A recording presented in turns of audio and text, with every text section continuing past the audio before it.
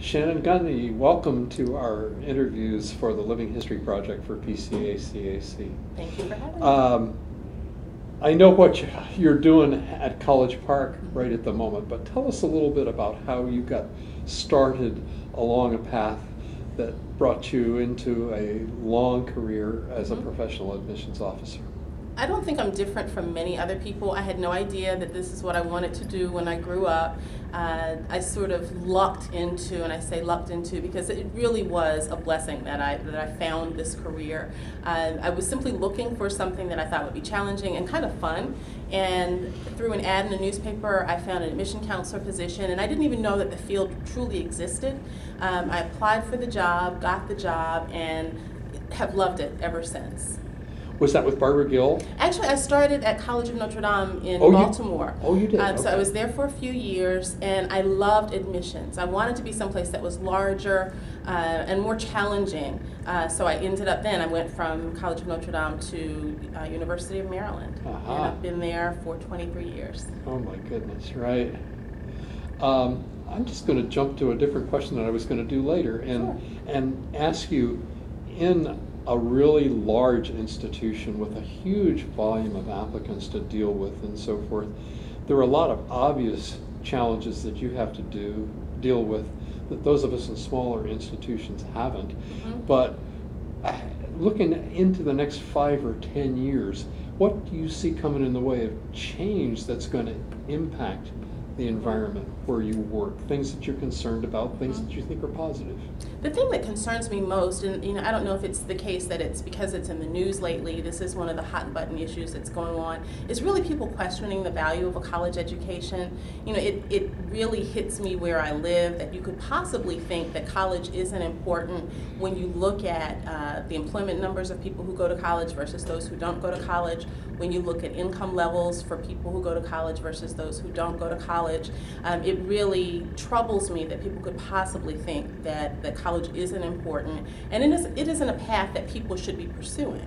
I think it's critical that we start young people on the path to college from a very early age. If they've got decisions, they're informed, and they have options available to them, then at the end they can make the final decision. But if we sort of steer people off that path very early on, we're closing doors, and it really frustrates me that we're not giving all of our young people the opportunity to go to college.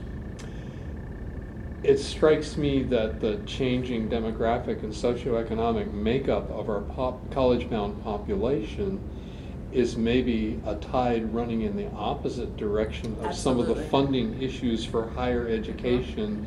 That strikes me as something that's going to be a real challenge for all of us to work at in the years ahead. Do you see any answers? The good thing is I think we have executive leadership of our country who gets it. President Obama knows how important it is for folks to go to college. He knows not only for the individual, but the benefit for the country, for us to have an educated population. I hope that will encourage legislation that's going to make it possible for students that are undocumented to go to college. It's not feasible to think of a future for our country where so many citizens are blocked from the path to higher education, or so many of those who want to be citizens who are blocked from the path to higher education. It just makes good common sense. If we want our country to survive and we want our country to thrive, we need to be educated. Absolutely, absolutely. Along the way, who are some of the people that have really influenced what you've been able to accomplish in your career? Do you have any favorite stories to tell about them? Yesterday, I was talking to one of the newer staff members in our office about, who actually is working at American University now, about Sharon Alston, who was an associate director of admissions when I came to Maryland.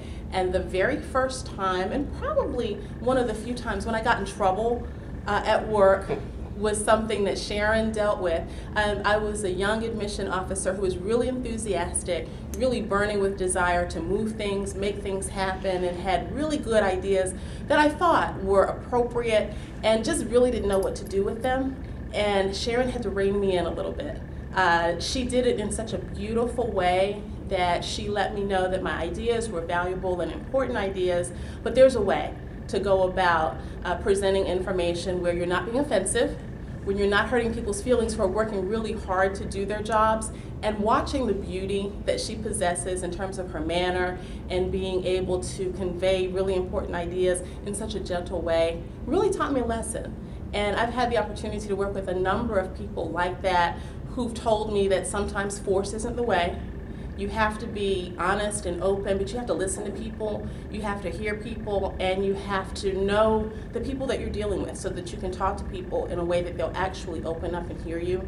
There have been people who've encouraged me to do things that I didn't know I could do, sometimes didn't want to do, but it was the right thing for me to do. I think about Audrey Hill, who has sort of pushed me sometimes to take steps that I didn't necessarily think were timely or appropriate at that given point in time. You know, just a little whisper in the ear or a little hug here and there to say you can do that. People like Linda Clement, who was the director of admissions when I came to the University of Maryland, who told me, do it now. You know, if there was something that you needed to tackle, her method of handling the large volume of work was when something came to you, do it right now. And by following that method, where sometimes I would get up from a meeting that I was in and make sure that I would get it done right that minute, helped me to manage a really large volume of work. And taking those kinds of examples, people like Barbara Gill, who I've worked with for the past 23 years, and you know, our career paths have sort of run along the same course, but she's been a remarkable mentor for me. You know, we learn from each other, and it's been a great experience. Yep.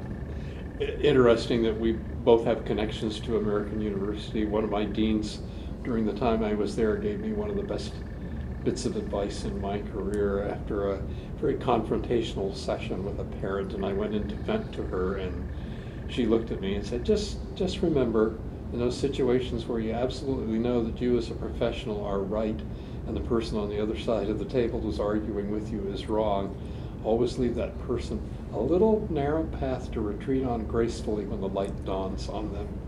And excellent advice. Yeah. Excellent. Yeah. So, Shannon, thank you so much for participating in Absolutely. Our series of interviews, and all the best in the year ahead.